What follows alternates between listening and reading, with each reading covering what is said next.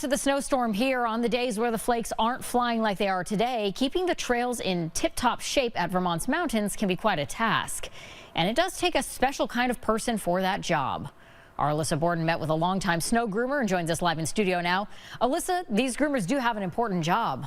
Kat, I owe lots of wonderful ski days to mountain groomers, as do many who have ripped down mountain trails before. And at Sugarbush, one of those groomers has been combing out the trails for 33 years. I took a ride in the Snowcat with Daniel Paquette. Forget a cubicle or a job indoors, for that matter. When it's snowing, you're like in a snow globe. They're shaking it good tonight. Look at the snow. Daniel Paquette has an office with a view. Maybe one of the best in Vermont. If you're parked at the top of Sunrise at the right time, it's incredible.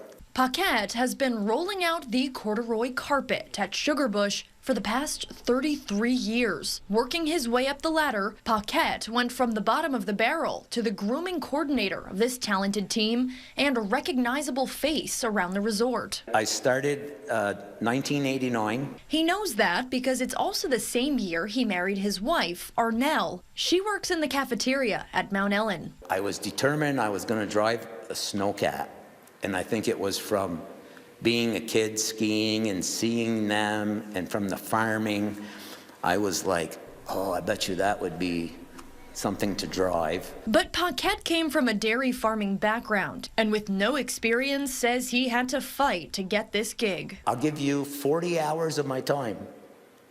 Let me try. If you don't like what I'm doing, you guys can send me home. You don't have to pay me. I want to drive.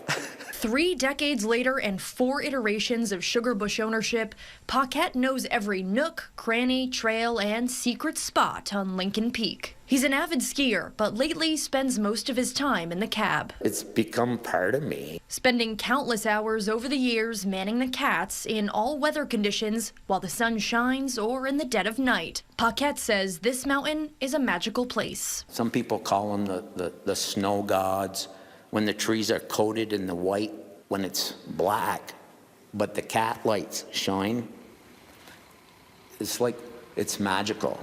He took me for a ride, sharing stories he's collected over the years about grooming or skiing, both good and bad. Years of chest-high snow and years where the powder's been hard to come by. I always say, if the grooming's good, the skiing's even better. So this year, I didn't ski a lot in the beginning because it was tough grooming.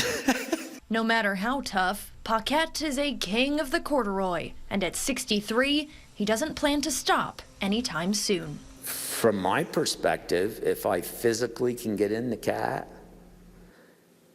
I would probably do it till time expires. Paquette tells me Sugarbush regulars have come to know him over the years, usually leaving as he's heading into work. He says the best compliment he can get is telling him that it was a good day of skiing or riding. Kat? Thanks, Alyssa.